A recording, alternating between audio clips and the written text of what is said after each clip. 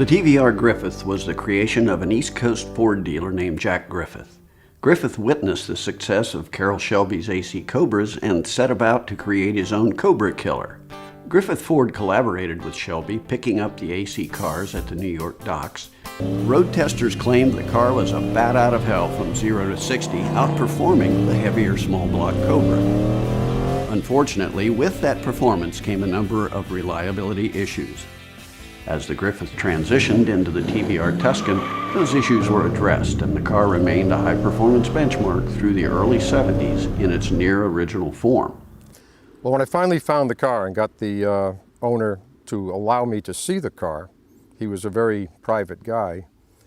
Having experience in cars, you make a judgment quickly. Does it look like all the critical parts are there?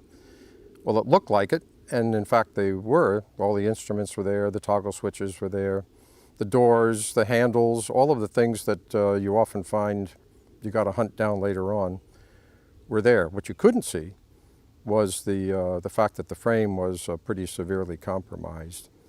Went to the New York Auto Show and saw this funny-looking little English sports car that had a Ford V8 engine in it. I was familiar with the Griffith at that point, but being familiar with the Griffith, I was also familiar with its fallibility and its lack of dependability.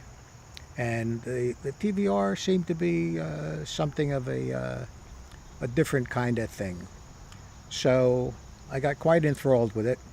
Met the importer, who was Jerry Sagerman from Long Island. And we began to talk about my purchase of this Tuscan from the show, which interestingly had an automatic transmission, which in sports cars of the day was almost unheard of.